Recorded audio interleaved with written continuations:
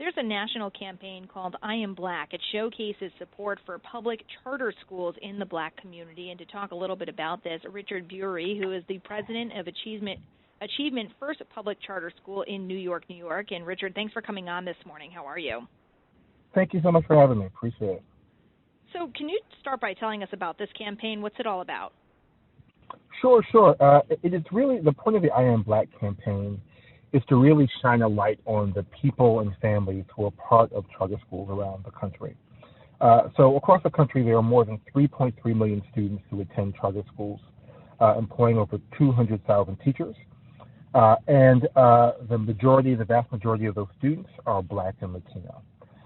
So what this campaign is really about is some simple ideas. One is that I am a Black man, educator, somebody who spent my life in public education and supporting families and communities like the one where I grew up here in Brooklyn. I am Black. I support charter schools, and I want to make sure that my voice is heard, and I want to make sure that the voices of those charter school teachers and parents are heard as well. And so that's what this campaign is about. What's the difference between charter schools and public schools? Well, thanks for asking the question. The first thing to say is that the charter schools are public schools, and that's where I would start. And it is sort of the biggest misunderstanding about what charter schools are. Charter schools are not private schools. They are public schools, and they are innovative public schools that are designed to close opportunity gaps in public education. And they are tuition-free, so you don't pay to go to a charter school. You don't have to take a test to go to a charter school. Charter schools can't pick and choose students. If there are more applicants for a charter school than there are seats, the charter school has to hold a lottery to assign so that students can get into those schools. But they are public schools. The only difference between a public school and a district school is that district schools are run by local school districts. Charter schools are run by community partners, nonprofit organizations, social service agencies. For many years, I led the Children's Aid Society, which is one of New York's largest social service agencies, and we ran a charter school in the South Bronx. But charter schools are public schools. Okay. And what kind of students, if you could kind of explain, like students and families who are served by charter schools? So across the country, everybody in any district can apply to attend a charter school. So they're open to everyone. As I said to you before, the majority of charter school students are Black and Latino. At Achievement First, the network where I work, we serve 15,000 students across 3 states, and 98% of our students are Black and Latino. The vast majority of those students qualify for free and reduced price lunch. Oftentimes, charter schools are created by organizations because they're trying to meet the needs that other educational options, including local district schools, are not meeting for their students.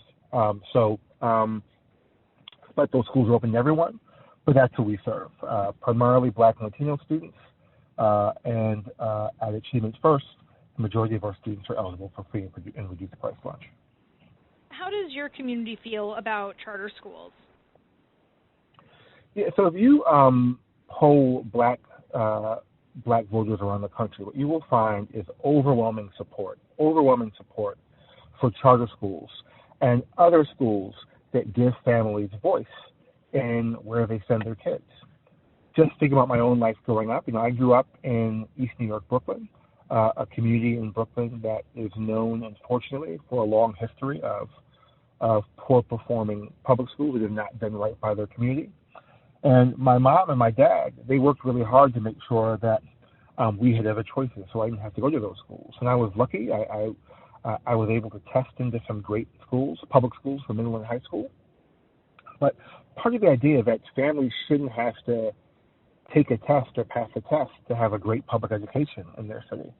And so, fundamentally, that's what we're about, and that's what we're trying to do. So and so ultimately what we're there is to meet the needs of families. And the way that we know that we have support is that families come, that we have waiting lists, that there are generally more families who want to attend our schools and are able to attend. So we know that the support is out there. We know that there is vast unmet demand. In a place like Rhode Island, we have 8 applicants for every seat we have. And so, and that's because families want another option for their kids when they're not happy about the one that we have, and we don't see why they shouldn't be able to have it. And where can people find out more information if they need to learn more? Great. Well, one place I would send everyone is go to charterswork.com, CHARTERS, work.com. You can learn more about charter schools, learn some of the facts and the fiction. You can figure out how to take action, how to let policymakers know that you believe that Black and Latino families have a right to a great education and that Black and Latino parents know what's best for their kids. So I encourage all your listeners to go there and learn more. Charterswork.com. Richard Buery, the president of Achievement First Public Charter School in New York. Thank you so much for coming on this morning, and we'll talk again real soon. Thank you so much for having me.